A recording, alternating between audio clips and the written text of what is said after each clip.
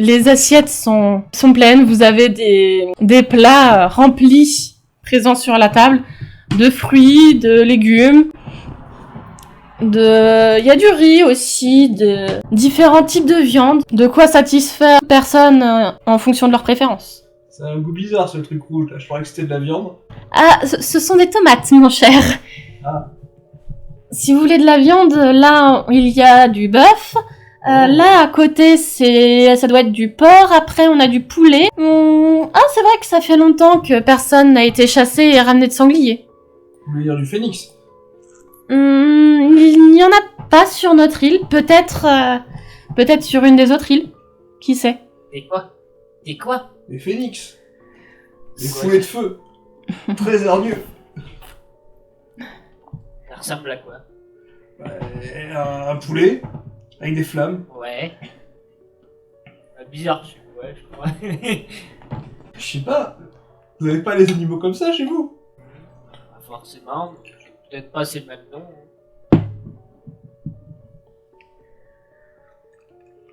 En tout cas, c'est pas mauvais. Bon, il fait quand même un peu froid ici, hein. On est en... On est en quoi? On est en hiver, là, c'est ça? Non, nous ne sommes pas en hiver. Nous sommes au printemps. Et vous montez à des températures un peu plus chaudes, c'est-à-dire les 60 degrés? Très rarement 60 degrés. C'est arrivé une année, il y a très longtemps, quand le plan du feu a justement oscillé sur sa réalité. Excusez-moi. Je sais pas trop ce qui m'arrive et mon équipe coule. Je pense que il pourrait être intéressant pour vous de passer au village des alchimistes. Ils devraient avoir une recette de potion de résistance au froid. Ah, merci, parce que là, je sais pas. Ah, Ouf.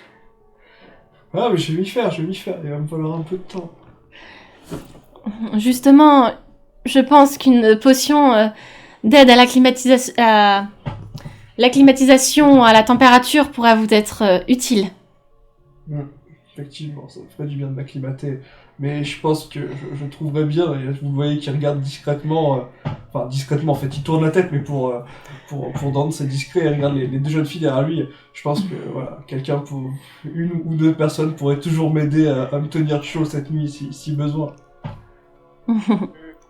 Tu risques pas un peu de les ébouillanter avec la chaleur corporelle que tu as? Mais non, je suis pas très chaud, je fais que 45 degrés. T'es plus qu'une bouillotte, quoi. Ah oui, dans notre monde, la température corporelle moyenne est de 37 degrés. Ah, bon. Mais c'est plutôt froid. Et du coup, vous êtes ensemble avec le chef de la secte? Je ne suis pas un chef de secte.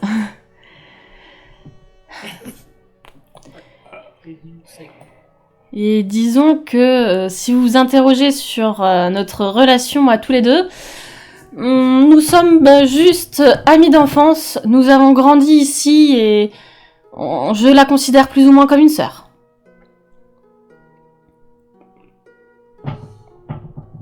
Je fais un clin d'œil à Dante. Je regarde Chad et je lui fais un clin d'œil aussi, je fais... Ouais, ils ont déjà essayé, mais ça a pas dû...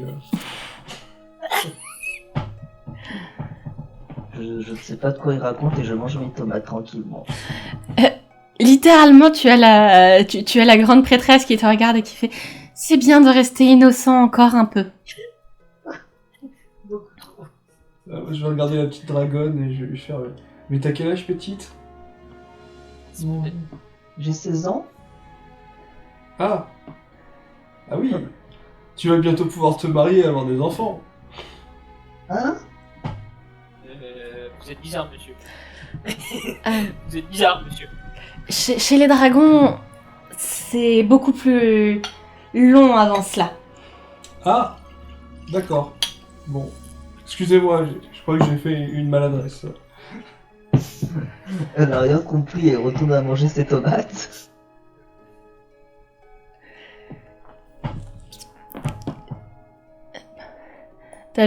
Tu vois Villana qui se lève et qui repart en cuisine. Et elle revient avec des petits gâteaux qu'elle met un peu partout sur la table pour que tout le monde en ait. Ah, c'est quoi ça? Est-ce que ce sera comme l'autre fruit rouge que j'ai mangé là qui m'a chatouillé un peu? J'ai beaucoup aimé. Alors, ce n'est pas un fruit ni un légume. Ce sont des gâteaux, donc un mélange avec une pâte. Il n'y a pas de viande dedans. Il y a du sucre, de la farine et quelques pépites de chocolat. C'est une chose que, apparemment, on appellerait des cookies. Bon, bah, je vais goûter, hein, mais ça peut pas valoir la... Vous en avez d'autres? Je peux en refaire si vous le souhaitez. Ah, ce serait très gentil à vous, je vous en serais très reconnaissant. Bien, monsieur. Ah, merci.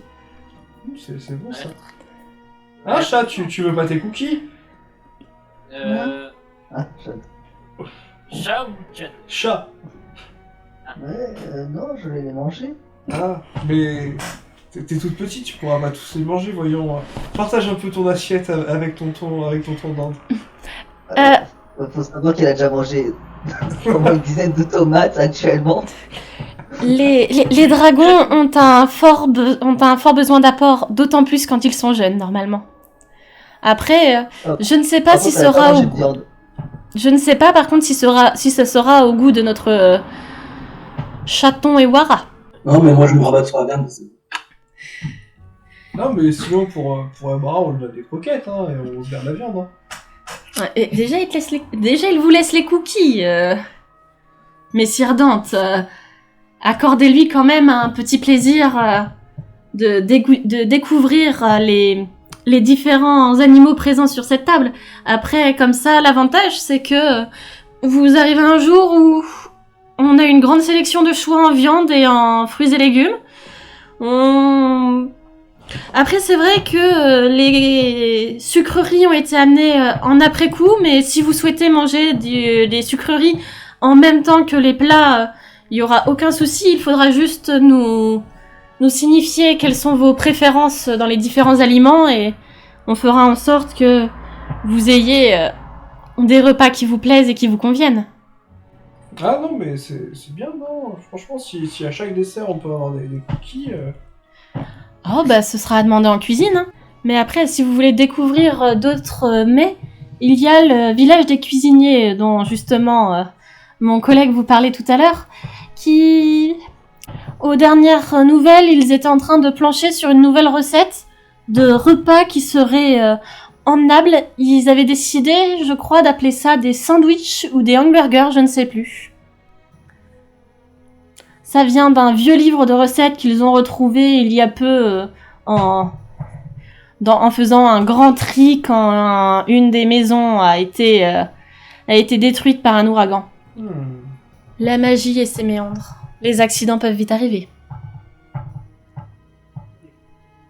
Bon, en tout cas, c'était très bon ce repas. Souhaitez-vous aller vous renseigner auprès des différents villages sur ce qui pourrait vous intéresser, rencontrer du monde, ou directement aller voir le navigateur pour vous renseigner sur les possibles départs pour les zones où se trouveraient les artefacts. Lila, tu pourrais venir, s'il te plaît? Oui, madame. Oui, j'ai pu commencer à localiser quelques artefacts. Il y en a 4 dans les donjons environnants, et il y en aurait aussi dans les continents un peu plus éloignés, mais j'arrive pas bien à les localiser. C'est plutôt compliqué, ils sont plutôt loin, et puis pour l'instant ils semblent pas entièrement formés. Il semble qu'ils ne soient pas encore entrés en résonance. Nous avons un début de piste sur les artefacts. Le mieux, ça serait peut-être de connaître notre environnement avant de se lancer dans un monde qu'on connaît pas. Donc vous choisissez de visiter notre île pour commencer? Je pense que Chat parlait aussi peut-être de cartes. Oui, des cartes et même connaître un petit peu l'histoire et la région, oui, effectivement. Ouais, s'orienter plus facile. Mais là, j'ai compris. Et sinon, concrètement, Parce que bon, autant le chat, je vois son utilité. Chat et le chat, vous pouvez faire quoi? Parce que bon, si tu miaules, on va pas s'en sortir, et voir, ça va pas intimider beaucoup de gens. Et toi, chat, excuse-moi, mais vu ta petite taille, tu fais quoi? Tu vas leur éternuer dessus au monstre? T'as pas froid en étant à côté d'elle? Parce que je pense que... Elle est un peu pâle, quand même. Personne. Je sais pas, vous pouvez faire quoi? C'est bon, moi, vous avez vu, j'ai ma belle épée, Chad, il a ses tablettes de chocolat et ses poings qui ont l'air durs comme du fer. Je suis le mage affilié à l'eau et à la glace. Quoi? On va des rétros.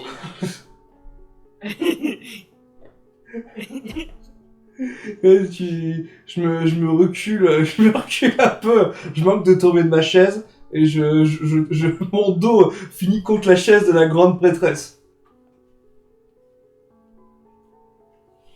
Non. Bon, après, je respire un petit coup, je vois la grande prêtresse qui me regarde et je me remets sur ma chaise, comme si de rien n'était, comme si tout était calculé, et je regarde le chat, je me dis, et ce chat aussi, il maîtrise la glace, ou... T'aimerais bien savoir, hein. Oui, j'avoue que j'aimerais bien, parce que bon, si vous aussi vous faites de l'eau et de la glace, je pense que je vais vous laisser partir de votre côté, et je vais rester avec Chad. Mais vu que Ouais. t'as l'air quand même un peu relou, on va détenir le mystère, quoi. Je me demande combien de temps je pourrais te faire retirer la broche. Ce ne serait pas préférable. Ce serait une mauvaise idée. Quoi? Parce que si un héros meurt, il n'y en a pas un autre qui le remplace? En général, comme je vais l'expliquer, les plans sont plutôt capricieux. À une époque, c'était tous les 1000 ans que des héros arrivaient. Donc on ne sait pas si un héros d'un monde meurt, si un autre arrive directement, si les artefacts n'ont pas été pris, ou si le monde se détruit et on se retrouve et notre monde se retrouve avec sur les bras les catastrophes de ce monde. Bon, d'accord, non, finalement c'était une blague. Hein. Alors, tant pis, ce serait dommage de risquer la catastrophe du monde. Alors, tant pis, puis ce serait le coup à ce qui me possède et que mon âme soit corrompue par le miaou. On connaît les ennemis des héros ou pas?